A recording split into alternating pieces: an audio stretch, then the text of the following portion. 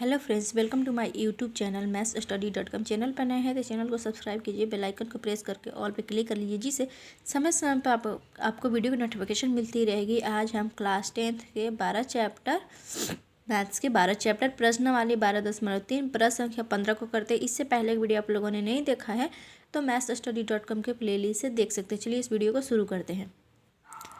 प्रश्न संख्या 15, ठीक है। प्रश्न संख्या 15 करेगा, आकृति 12.33 में ABC त्रिज्या 14 सेंटीमीटर वाले एक वृत्त का चतुर्थांश है तथा BC को व्यास मानकर एक अर्धवृत्त खींचा गया है। छायांकित भाग का क्षेत्रफल ज्ञात कीजिए। ठीक है, देखिए हमने क्या बनाया, आकृति 12.33 का चित्र बना लिया। ठीक है, अब देखिए इसमें कह रहा था ABC, ठीक है, को त्रिज्या मानकर एक वृत्त का चतुर्थांश है तथा BC यानी BC को, ठीक है, BC को क्या किया हमने, व्यास मानकर। पहले चलिए इनका नाम दे देते हैं। इसका नाम हम दे देते हैं Q और इसका नाम हम दे देते हैं P। ठीक है, तो अब देखिए BPC क्या है, एक अर्धवृत्त है। ठीक है, अर्धवृत्त है। ABQC क्या है, एक त्रिज्याखंड है। ठीक है, देखिए अब क्या लिखा था, वाले एक वृत्त का चतुर्थांश है, यानी कि ABC 14 सेंटीमीटर वृत्त का एक चतुर्थांश है। ठीक है, चतुर्थांश है तथा BC को व्यास मानकर, यानी कि इसे व्यास मानकर, यानी कि क्या हो गया, केंद्र O हो गया। व्यास मानकर एक अर्धवृत्त खींचा, यानी कि एक क्या किया, अर्धवृत्त खींचा। तो छायांकित भाग का क्षेत्रफल ज्ञात कीजिए। ठीक है, अब देखिए छायांकित भाग का, यानी कि इस भाग का क्षेत्रफल कैसे निकालेंगे,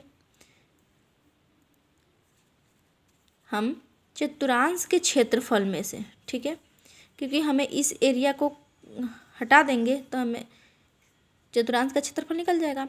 तो हम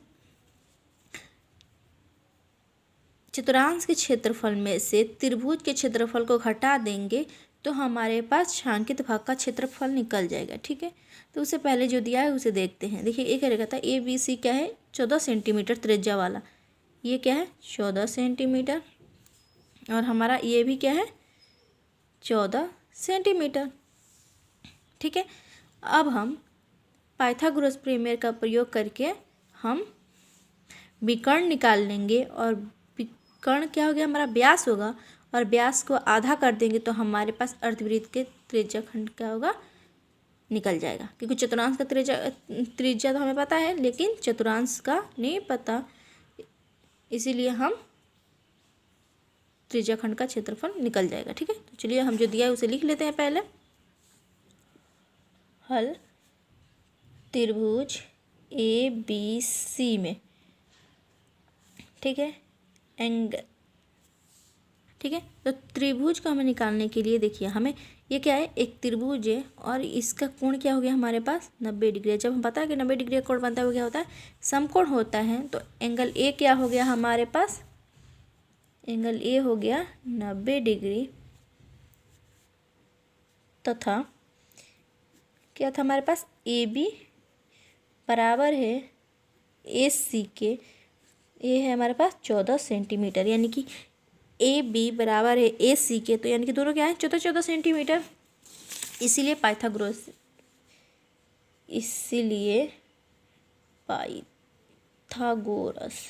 प्रमेय से,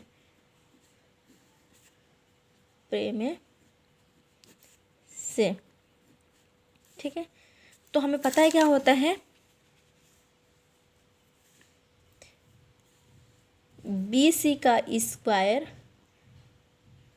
बराबर AB का स्क्वायर प्लस AC का स्क्वायर, यानी कि कर्ण का स्क्वायर बराबर आधार का स्क्वायर प्लस लंब का स्क्वायर। ठीक है, तो देखिए हमें आधार दिया हुआ है, लंब दिया हुआ है, और हमें क्या विकर्ण निकालना है।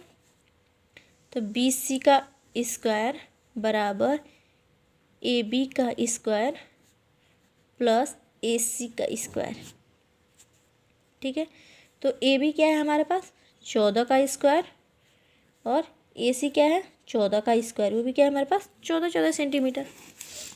ठीक है, दोनों है हमारे पास 14 सेंटीमीटर। तो 14 को 14 से स्क्वायर का मतलब होता है 14 जो संख्या दे उस संख्या से गुणा करना, यानी कि 14 से 14 में गुणा करना, तो ये आएगा 196 प्लस के 14 में 14 गुणा 196। ठीक है, इन दोनों को हम प्लस कर देंगे तो ये आएगा हमारे पास 392। तो यानी कि BC का स्क्वायर हो गया हमारे पास क्या 396, स्क्वायर हटा देंगे तो 396 क्या हो गया, सॉरी 392 हो जाएगा हमारे पास रूट में, और 392 को रूट से बाहर करेंगे तो क्या आ जाएगा हमें। ठीक है, हमने गुणाखंड किया तो ये रूट में क्या आ जाएगा हमारे पास 2 गुणे 2 गुणे 2 गुणे 7 गुणे 7। ठीक है, हमें पता है कि दो संख्या को एक जोड़ा को हम एक बनाते हैं तो 2, ठीक है, गुणे 7 जोड़ा है तो ये भी 7 और 2 लास्ट में लिख देंगे तो 7 दूना क्या हो गया 14, और इस जो बचा है सिंगल उसे रूट में कर देंगे तो ये आएगा 14√2 सेंटीमीटर। ठीक है, अब हम त्रिभुज ABC का क्षेत्रफल निकालते हैं। ठीक है, यहाँ पर त्रिभुज ABC का क्षेत्रफल बराबर क्या होता है 1/2 इंटू आधार गुणे ऊंचाई। ठीक है, ऊंचाई होता है तो 1/2 गुणा आधार क्या है हमारे पास, आधार था हमारे पास, ठीक है, ये आधार क्या है 14 सेंटीमीटर और लंबाई ऊंचाई क्या है 14 सेंटीमीटर, तो 14 गुणे 14। ठीक है, तो 2 सत्ते 14, तो ये आ गया 7 गुणा 14, तो ये आ जाएगा 7 और 14 का गुणा कर देंगे तो आएगा 14 सत्ते 98 सेंटीमीटर स्क्वायर। ठीक है, अब हम चतुर्थांश का क्षेत्रफल निकालेंगे। ठीक है, चतुर्थांश का क्षेत्रफल निकालेंगे, क्या था हमारे पास ABQC क्या है एक चतुर्थांश है, अब उसका क्षेत्रफल हम निकालेंगे। ठीक है, चतुर्थांश ABQC का क्षेत्रफल क्या होता है थीटा बट्टा में 360 डिग्री पाई आर स्क्वायर। ठीक है, थीटा की वैल्यू क्या है हमारे पास 90 डिग्री बटा में 360 डिग्री इंटू 22/7, और आर क्या है हमारे पास। ठीक है, आर क्या था हमारे पास 14 गुणे 14। ठीक है, तो यहाँ पे देखिए 90 एकम 90, 90 चौका 360।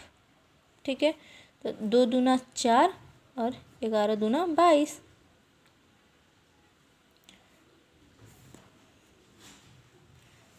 सात दूना 14 और 2 एकम 2।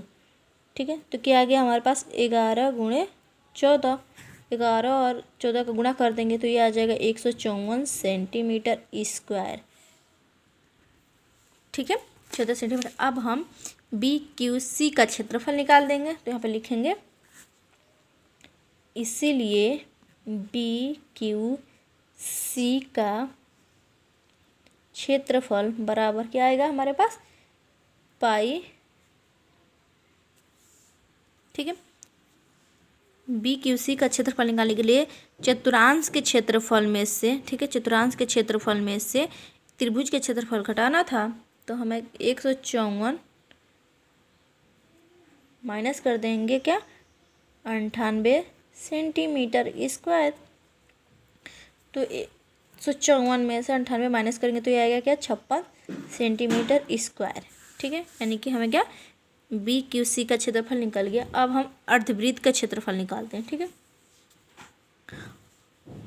अर्धवृत्त BPC का क्षेत्रफल क्या होगा हमारे पास पाई आर स्क्वायर, और आधा कर देंगे तो 2 से भाग दे देंगे तो क्या आ जाएगा हमारे पाई की वैल्यू 22/7 इंटू आर क्या था हमारे पास।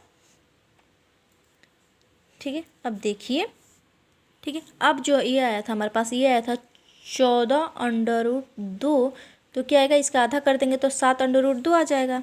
तो ये कर देंगे 7√2 इंटू 7√2 अब बटा में 2, क्योंकि 2 नीचे दिया हुआ था 2 लिख देंगे। ठीक है, तो देखिए 7 एकम 7 काट देंगे तो यहाँ पे लिख देंगे 22। ठीक है, गुणे 7। अब देखिए √2 से गुणा करेंगे तो √4 होगा। ठीक है, √4 को रूट से बाहर कर देंगे तो क्या आएगा 2 आ जाएगा बटा में 2। ठीक है, तो 22 7 और 2 को गुणा कर देंगे तो आ जाएगा हमारे पास 308 बटा में 2, और 2 से हम इसमें भाग दे देंगे तो 2 एकम 2, 2 पचे 10, 2 चौका 8, यानी कि 154 सेंटीमीटर स्क्वायर होगा। ठीक है, 154 सेंटीमीटर स्क्वायर होगा। अब हमें क्या करना था, इस छायांकित भाग का क्षेत्रफल निकालना था। तो चलिए लिखते हैं। हमें क्या करना था, अर्धवृत्त के क्षेत्रफल में से BQC के क्षेत्रफल को घटा देंगे तो छायांकित भाग का क्षेत्रफल निकल जाएगा। तो देखिए हमारे पास जो आया वो अर्धवृत्त का क्षेत्रफल क्या था 154 सेंटीमीटर, माइनस कर देंगे BQC का क्षेत्रफल तो वो था हमारे पास 56। ठीक है, सेंटीमीटर स्क्वायर। 154 में से 56 माइनस कर देंगे तो क्या हो जाएगा 98 सेंटीमीटर स्क्वायर। यही हमारा फाइनल आंसर है। आई होप आपको ये वीडियो समझ में आई हो। चलिए मिलते हैं नेक्स्ट वीडियो में, तब तक के लिए बाय बाय।